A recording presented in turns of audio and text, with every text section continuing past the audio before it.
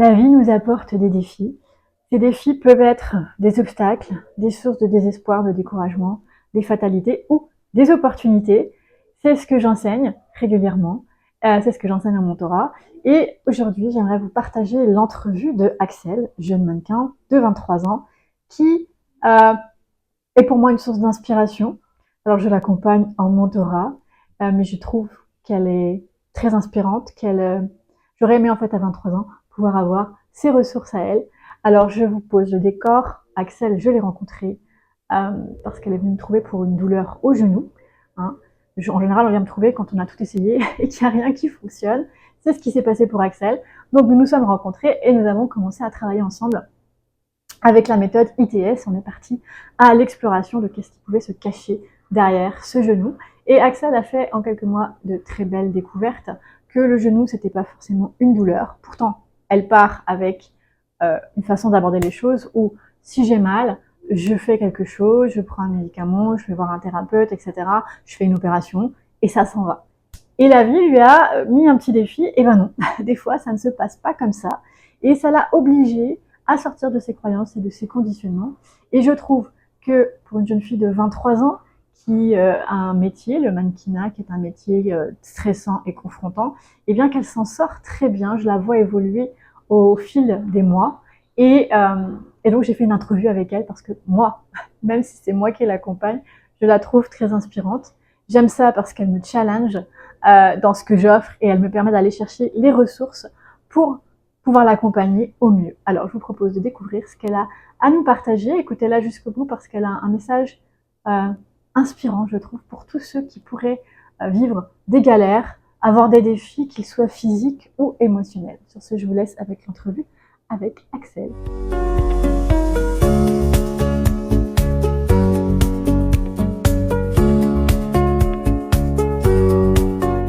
Bonjour Axel, comment vas-tu? Salut Ingrid, je vais bien, merci. Merci de m'avoir invitée. Oui, c'est avec grand plaisir. Donc, pour ceux qui nous regardent, j'ai comme invité Axel. Axel qui exerce en tant que mannequin. Tout à fait. Alors, c'est pourquoi je précise, parce que le sujet principal aujourd'hui, c'est le stress, même quand on exerce quelque chose, un métier qui nous passionne, et ce qui est ton cas. Oui. Donc, euh, le mannequinat, c'est quelque chose qui t'a toujours attiré, ou pas? Ouais. Je dirais oui. Mais quand j'étais petite, j'y pensais pas tant que ça. C'est juste que mon entourage me disait, «Ah, t'es grande, t'es mince, tu pourrais faire mannequin.» Voilà, ouais, ça me passait un peu au-dessus. Ouais. Euh, mais je pense que ça a surtout commencé quand j'avais, ouais, 16 ans, je pense, et que je me voyais bien faire un métier plus artistique et un peu hors du commun, parce que toutes les études un peu plus rationnelles ne me bottaient pas plus que ça. Et oui, et puis après, en fait, de fil en aiguille, je me suis fait repérer dans la rue à Bruxelles. Ouais. Et donc, j'avais 16 ans, donc en parallèle, je faisais encore mes études à ce moment-là. Et puis là, ça fait 3 ans que j'exerce mon métier à temps plein. D'accord. Voilà. Alors, ce qui est chouette, c'est que dans ce que tu exprimes, on voit que ça a été un choix du cœur, un élan qui est venu, on peut le dire comme ça. Ouais. Tu as senti l'appel, en fait, ça t'attirait, tu n'avais pas envie d'autre chose, il y avait le côté artistique, etc. Mais Et au départ, il y avait quand même aussi la partie enfin, acteur, actrice. mhm, Mais je trouve que c'est assez équivalent, en ouais, fait. non, c'est vrai, C'est ouais, jouer un rôle. mhm, ouais, tout à fait, effectivement. Et utiliser son corps pour ça. Ouais, exact. Et quand tu as découvert le métier, après, est-ce que ça t'a continué à te plaire, au-delà de l'élan de départ? En fait, c'est marrant parce que c'est un métier que j'ai vraiment appris à aimer. Ouais. Euh, Quand je commençais à 16, 17 ans, je trouvais ça très long, les journées. Et genre, je me dis, oh, enfin, c'est tellement glamour, etc., vu de l'extérieur. Mhm. Mais en fait, quand on est en train de shooter, ouais, il y a beaucoup d'attentes. Il y a enfin, les conditions extérieures si on shoot en dehors d'un studio. il y a tous les aspects techniques qu'on ne voit pas, donc la Ouais. lumière, enfin le son si jamais il y a des vidéos, mais euh, remettre les vêtements, les cheveux, enfin il y a vraiment énormément de choses à prendre en compte et que c'est pas juste ce qu'on voit sur Instagram, oh voilà, une Mm. super photo ou une super vidéo, ouais, ça prend beaucoup de temps. Euh, mais en fait, avec l'expérience, j'ai de plus en plus apprécié mon métier, apprécié le fait de voyager, de rencontrer des créatifs, de rencontrer vraiment Mhm. des personnes super inspirantes et qui ont beaucoup, beaucoup de talent. Ouais. Et puis, bah oui, honnêtement, faire partie d'un monde un peu privilégié et hors du commun, Ouais. ça, c'est quelque chose que j'aime beaucoup aussi. Et puis, en fait, j'ai aussi appris à aimer le fait que tout est à la dernière minute, quoi. Donc, Ok. c'est vraiment très imprévisible. Ouais. Donc, d'un côté, en fait, quand j'étais jeune, je trouvais ça très stressant, Mhm. pour parler du stress. Ouais. Euh, mais en fait, bah, au plus on lâche prise par rapport à ça, et au plus on se dit, bon, bah, on verra au jour le jour. Et puis, peut-être aujourd'hui, je suis ici, demain, je suis à Paris, après, je suis à Milan. Enfin, euh, en fait, au plus tu es OK avec les imprévus, Mhm. bah, au mieux ça se passe. Ouais. Et au plus tu apprends à apprécier, en fait, chaque moment où tu es dans une ville, où tu es avec certaines personnes, ou bien où tu es même en voyage, même si tu es fatigué et tout, bah, ça fait partie du taf. Euh, voilà. Ouais, c'est très intéressant parce que tu as présenté beaucoup de choses sur lesquelles je voulais parler, qu'effectivement, donc on peut vivre du stress même si on aime ce qu'on fait et que c'est chouette et que ça correspond à un élan qu'on avait dans le cœur. Et le fait que tu as vécu du stress, tu as aussi appris à lâcher prise. Donc ça, c'est quelque chose que tu as fait spontanément, de ce que je Mhm. comprends, euh, Mhm. pour profiter. Donc moi, je dis souvent que le stress ou les autres défis qu'on peut rencontrer dans la vie, c'est des opportunités de quelque chose. Et tu l'as très bien dit, en fait, énoncé, que bah, tu as appris à aimer des choses, à lâcher prise, à accepter, à accueillir ce qui est, en fait. Mhm. Oui, c'est ça. Après, je pense que bon, quand j'ai commencé, du coup, j'étais dans une phase un peu compliquée de ma vie. Bah, à ce moment-là, j'étais vraiment très très maigre. J'ai souffert d'anorexie pour ceux et celles qui nous écoutent. Euh, Ouais. donc à ce moment-là, j'étais vraiment très maigre. Et donc forcément, les journées sont longues, compliquées. Surtout quand je shoot en extérieur, ben, je crevais de froid tout le temps. Mhm. Euh, Enfin, je profitais pas vraiment pleinement de mes journées, ça c'est sûr. Donc je pense Ouais. que ça participait aussi au fait que j'attendais que la journée soit finie, quoi. Mhm. Et que j'avais juste envie de voir le résultat de la photo. Là. Ouais.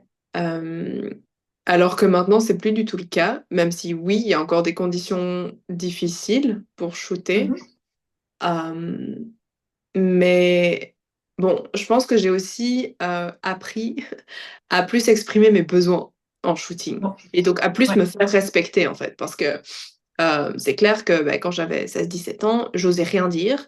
Et donc les clients le savent très bien, quand ils prennent des jeunes filles, voilà, ils peuvent un peu les exploiter, quoi.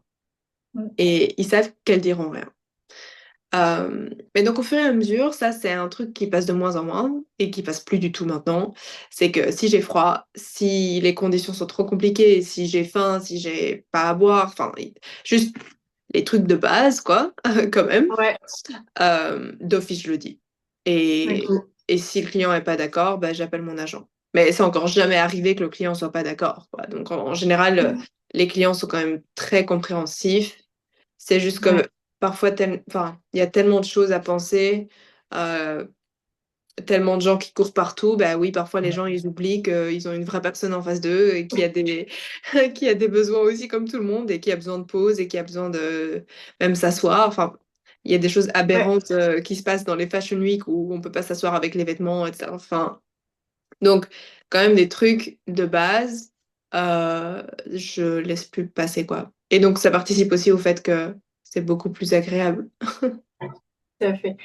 Et en fait, ça, c'est dans les deux sens. Est-ce qu'on pourrait dire que au début, il y avait du stress, que le stress contribuait à quelque part te faire effacer, pas, Mhm. accepter, subir des choses, que en éliminant un peu le stress, en accueillant un petit peu plus les choses dans la vie, bah, tu as pu prendre plus de confiance, plus Mm. d'identité. On en parlait tout à l'heure, c'est un peu ça. Et du coup, pouvoir exprimer ce dont tu as besoin, te respecter et non pas subir Mm. plus passivement les choses, on va dire. Mm.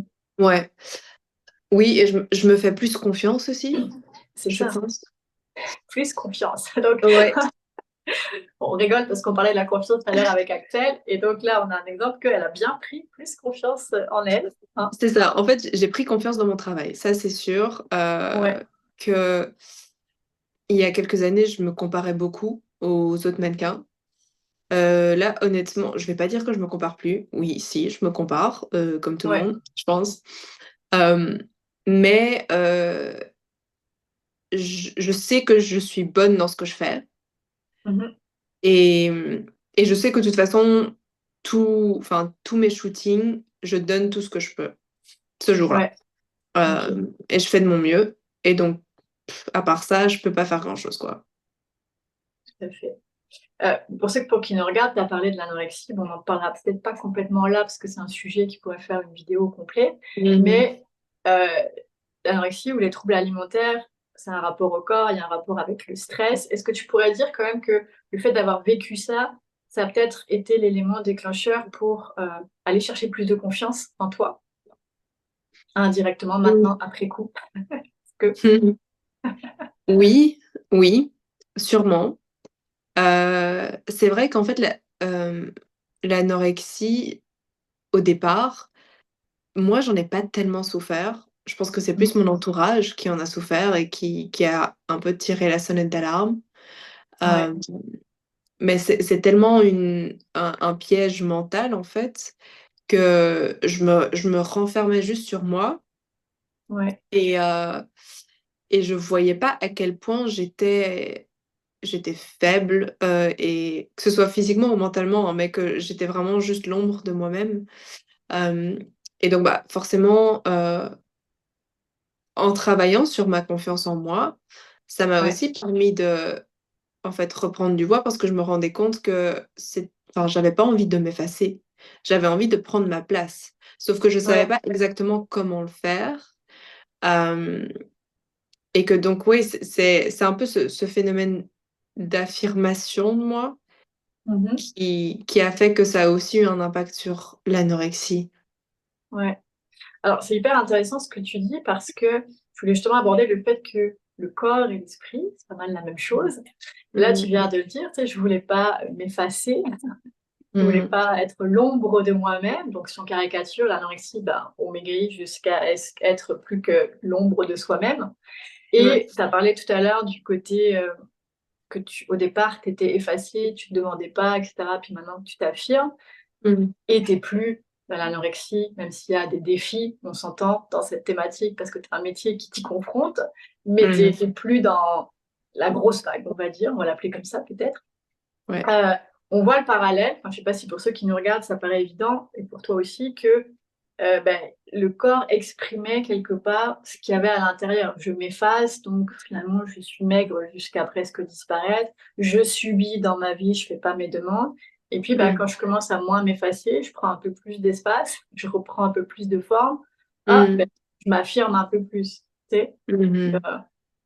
Euh, je trouvais pour moi que c'était vraiment évident de me dire, ah, tiens, corps, esprit, ça a été vraiment la même chose. Ouais, mais totalement, mais de toute façon, quand je parle de l'anorexie, je dis toujours que c'est une maladie mentale et Mm. que, la maigreur ou les symptômes physiques, c'est Ouais. juste l'extérieur, c'est juste un symptôme, mais c'est pas la cause, réelle. Mhm. Hem et en fait, même en travaillant sur les symptômes juste physiques, donc Ouais. typiquement en prenant du poids, si on traite pas le mental en parallèle et c'est ce que j'ai longtemps fait en fait, c'est que enfin, on m'a forcée à aller dans un centre pour me réalimenter. Ouais. Hem, Ça marche peut-être 6 mois et puis vu qu'on n'a pas du tout traité le mental, j'ai presque tout reperdu après. Hem et que donc c'est totalement, inutile de travailler juste sur le physique ou juste sur l'extérieur en travaillant pas sur l'intérieur, ce qui est vraiment problématique, en fait, au niveau Exact. plus mental et émotionnel. Ouais. Et évidemment, ça prend beaucoup plus de temps. Ouais, c'est certain. Mais on fait des découvertes. Je pense que depuis, bah, c'est un peu comme ça qu'on s'est rencontrés, depuis que tu incorpores le corps, l'esprit, Mm. l'énergie, tu as vu des différences, j'imagine. Oui. Déjà, je me suis rendu compte du niveau de stress de mon corps général, ça, c'est Ouais, sûr. Je me considérais pas du tout comme une personne stressée avant. Oui, un peu hyperactive, oui, mais je me considérais pas du tout comme stressée. mm. Euh, bon, j'ai changé de Ta vie, t'as croyance. changé d'avis. Ouais, c'est ça. Euh, donc il y a cet aspect-là, et puis bah, il y a le fait que il y a un processus de désidentification aussi de l'anorexie, mais aussi des symptômes physiques au final, parce que Ouais, il y a quelques mois, quand on s'est rencontrés, je m'identifiais très fort à mes symptômes actuels. ouais, Et en fait, en creusant, je me suis rendu compte qu'au final, l'anorexie, c'était la même chose que mes symptômes maintenant, presque. C'est juste que ça s'exprime d'une autre façon, mais que c'est un peu le même mécanisme de défense de mon corps qui ouais, s'enclenche. en effet. Euh, donc ça, c'est globalement les plus grosses découvertes que j'ai fait pour le moment. Et évidemment, c'est Ouais, toujours en processus, mais globalement, voilà. c'est ça. Bah, c'est intéressant pour ceux qui nous regardent. Donc l'anorexie, on a mis en avant qu'il y avait le côté j'existe ou j'existe pas, en fait, on va dire, un Mm. petit peu. On peut le dire, ta problématique était autour du genou, des tendons Mhm. au niveau du genou. Et le genou, si on, tout simple, genou, c'est un rapport de soi par rapport à l'extérieur. C'est pour que nos auditeurs comprennent que bah, l'anorexie, c'était un rapport de ton identité à l'extérieur. Le genou, on est encore sur un rapport de l'identité à l'extérieur. On voit bien que c'est la même chose, exprimé effectivement différemment. Et c'est logique puisque le corps fonctionne par couches. Donc, si on résout une problématique, bah, c'est comme dénouer une pelote de laine, c'est ça. Mhm. Mhm. Et c'était intéressant ce que tu disais de te rendre compte que tu étais stressée parce que je pense qu'il y a beaucoup de gens, et moi y compris d'ailleurs, j'étais comme toi, je ne me suis jamais considérée comme étant stressée, or tout mon corps avait les signes Mhm. extérieurs de stress. Et je crois qu'il y a un conditionnement sur déjà qu'est-ce qu'on entend par stressé. On voit des gens un peu dans tous les sens qui peuvent se gratter ou peu importe, il y a une image véhiculée par peut-être la personne stressée. Et puis, il y a aussi, je crois, ce conditionnement qui fait que non, non, j'y vais, je gère, on ne peut pas se dire qu'on est stressé parce qu'il y a un peu une sorte de perte de contrôle derrière le stress. Mhm. Et selon les personnes, ben, on n'a pas envie de perdre le contrôle, donc non, on n'est pas stressé. Hein. Oui, ça, j'arrive totalement à me projeter là-dedans. Il y avait très fort ce truc de non, mais j'arrive à tout gérer. Et je me mettais des contraintes, beaucoup de contraintes moi-même. Ouais, Euh, mais au final, je me disais, euh, je suis juste productive. Alors que c'était vraiment contre-productif au final parce que je m'épuisais physiquement, mentalement et émotionnellement. mhm, ouais, Euh, j'ai eu aussi une relation qui, au final, ne m'était pas du tout positive, mais enfin voilà, qui a du coup appuyé sur les bons boutons pour que je me rende compte.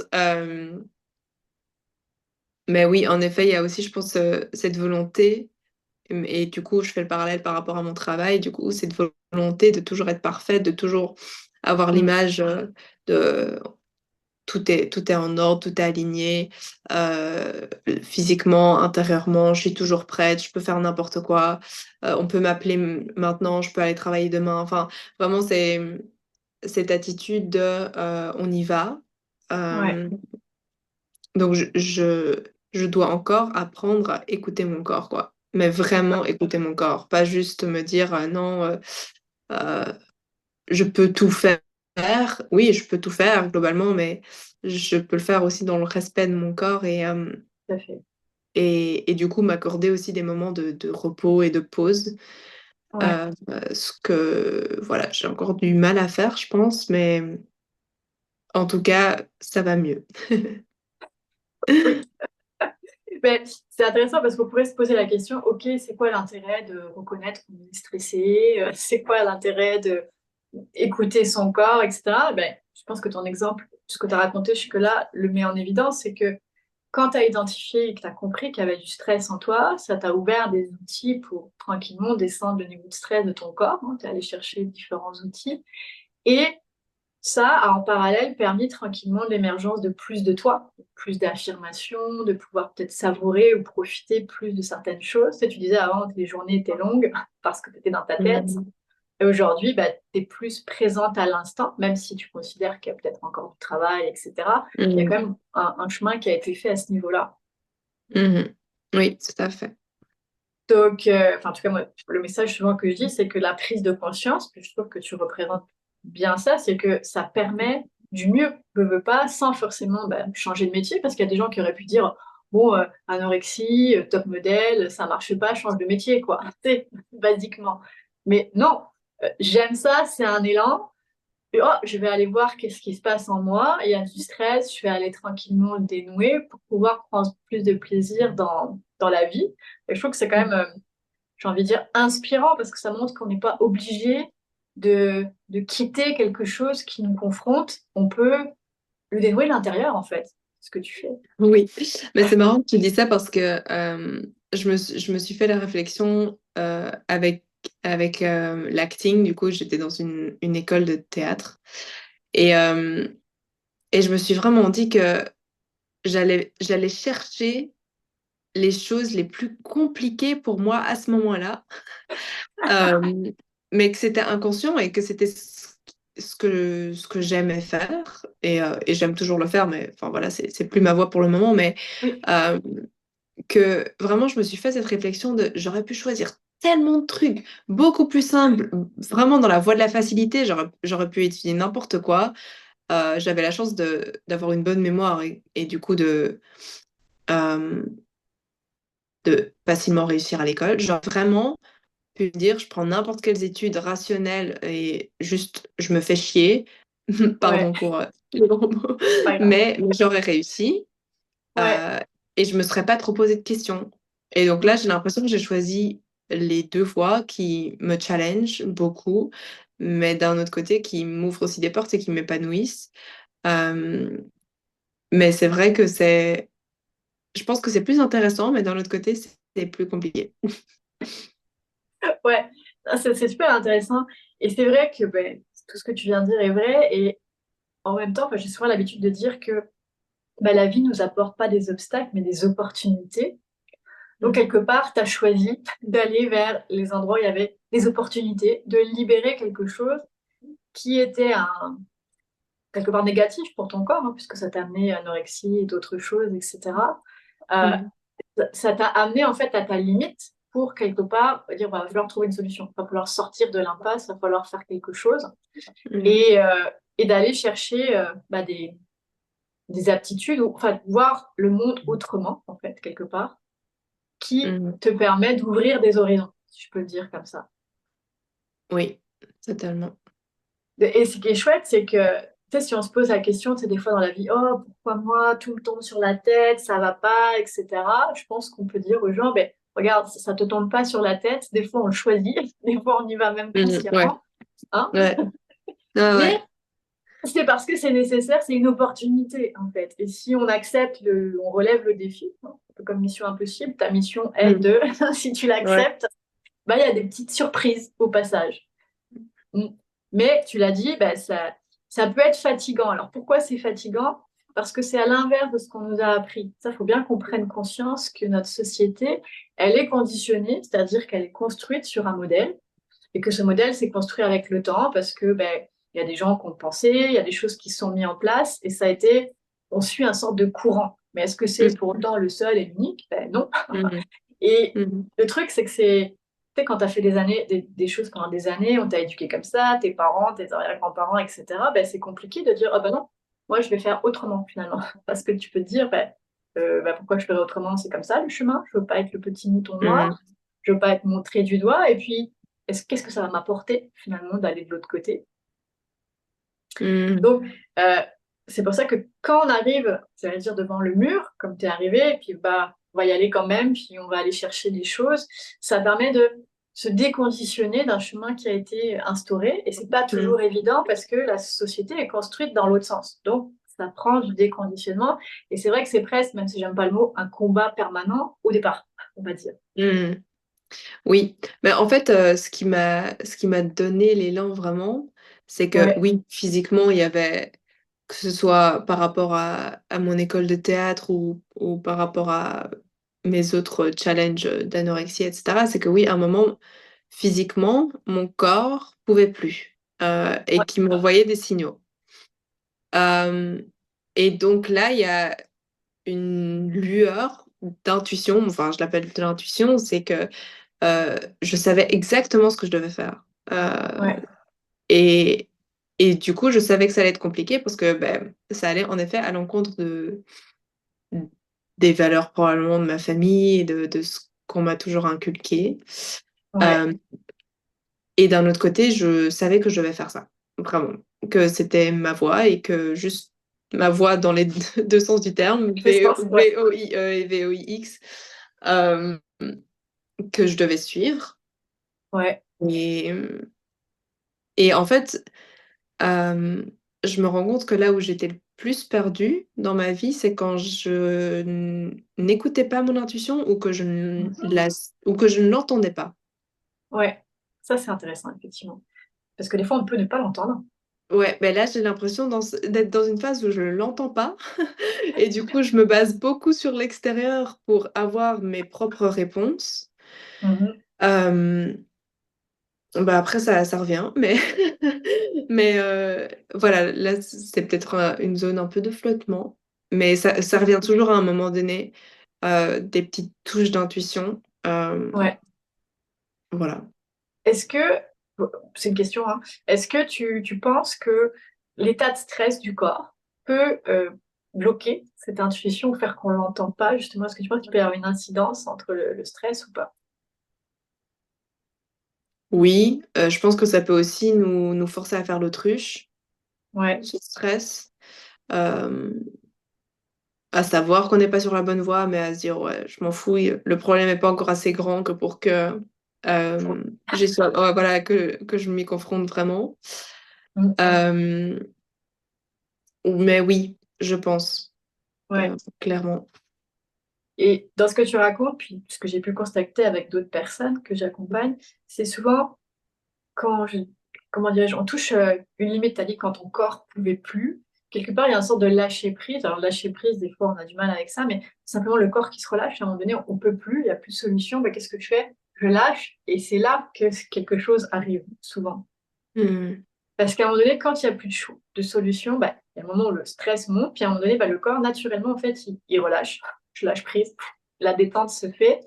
Et là, à ce moment-là, il y a de l'intuition qui peut arriver. Parce que tant qu'on est tendu, bah, l'intuition, on peut l'entendre, mais pas l'écouter, parce que le rationnel va dire autre chose, ou on va pas l'entendre Mhm. du tout, parce qu'on est tellement en faut que je me sorte de là. Donc, il faut que j'attaque, ou il faut que je fuis, il faut Mhm. que j'y aille. Mais en fait, tout simplement, quand le corps relâche, c'est là que les choses arrivent. Mhm. Je suis Donc, c'est d'accord. la, c'est la capacité naturelle du corps. J'ai discuté il n'y a pas longtemps avec quelqu'un là-dessus. On disait, ben, en fait, le corps, on le gêne. Il est capable de tout faire, mais on le gêne. Et on le gêne pourquoi? Ben, parce que on se met, et tu l'as dit, il faut aller, c'est pas encore assez grave, je continue, etc. Et ben, on lui met de la tension quand on fait ça. Et lui, ben, peut-être imagine un corps qui se met en tension, qu'est-ce qui se passe? Ça circule moins bien, on digère moins bien, etc. Il est plus capable de faire son fonctionnement naturel fluide, et ça a forcément une incidence sur la réflexion à un moment donné, parce que la Mhm. conséquence, toxines qui s'accumulent, ça agite le mental, et on arrive dans ce qu'on appelle la confusion, donc on n'a plus les esprits très clairs, et on peut être en panique en fait à ce moment-là. Mhm. Voilà. Et schéma inverse, et c'est un peu ton parcours, c'est que quelque part, tu es allé chercher de la détente, même si on peut encore aller en chercher, il y a de la Mhm. détente qui est rentrée, et en faisant rentrer tranquillement de la détente, bah, ouf, il y a de l'espace qui se crée, et il y a des choses qui se mettent en place dans la vie, en fait. Mm. Mhm. Ouais, tout à fait. Bon, bah, c'est chouette. Écoute, je pense que pour aujourd'hui, on peut clôturer là. L'idée était de présenter le fait que ben, on peut aimer quelque chose, mais dans ce qu'on aime, il y a des challenges, et peut-être même qu'on l'a choisi finalement. Mhm. parce que là-dedans, il y a une opportunité cachée de se découvrir plus. Et donc, on n'est Oui, pas mais obligé d'abandonner, hein. Ouais. si je peux terminer sur un message, Oui, je oui, dirais vas-y. que dans toutes les situations où ma vie c'est des cordes et que je dois refaire, je dois refaire des choix, je pense que 100% des cas, je referai le même parcours, même si c'est compliqué, même s'il y a du remous, mais j'ai pas de regrets, aucun. Ça, c'est chouette. Donc, tu n'as pas de regret à aller explorer qu'est-ce qui se cache dans les défis que la vie, ton corps Et te c'est très, propose. voilà, et c'est très compliqué pour moi de dire ça pour le moment, mais non, j'ai pas de regrets, non, parce que je pense que ça va m'apporter une version de moi encore plus riche et plus intéressante et que oui, on est toujours en évolution et, et que je me considère pas du tout comme coincée. Ouais. Plus. Ah, plus, plus comme coincé. Tu considères que ça t'a ouvert des portes? Euh, oui, en tout cas, un espace de découverte, ouais. Ça, c'est chouette. Donc, tu encourages les gens qui peuvent vivre des choses à leur façon à aller dans leur découverte et aller explorer ce qui peut se cacher derrière leurs Je défis. les encourage parce que sinon, à un moment, ça va quand même soit de se forcer à eux, soit à s'initier d'une autre façon moins agréable dans leur Ouais, vie. Donc, je pense, ouais. je suis tout à fait d'accord avec toi. Non, mais c'est vrai, j'aurais pas dit mieux. Donc, merci beaucoup, Axel. Et puis, peut-être qu'on Merci se à retrouvera. toi. Oui, merci beaucoup de m'avoir invitée. C'était super. Avec grand plaisir. À bientôt. Ciao, ciao. Voilà, je trouve que les partages de parcours peuvent être des sources d'inspiration, peuvent donner des idées, donner envie d'eux. C'est la définition même du guérisseur, et nous sommes tous des guérisseurs, et l'objectif, c'est d'éveiller dans l'âme des autres l'envie d'amener plus de conscience à soi, de s'éveiller et de se révéler à soi-même. Alors maintenant, si tu as des questions pour Axel, n'hésite pas à les communiquer ici sous la vidéo. Si tu as des questions pour moi-même, c'est la même chose. Et si jamais tu vis des défis et que tu as envie de les transformer en opportunités, alors n'hésite pas à venir me rencontrer. Moi, je te dis à bientôt pour de prochaines entrevues.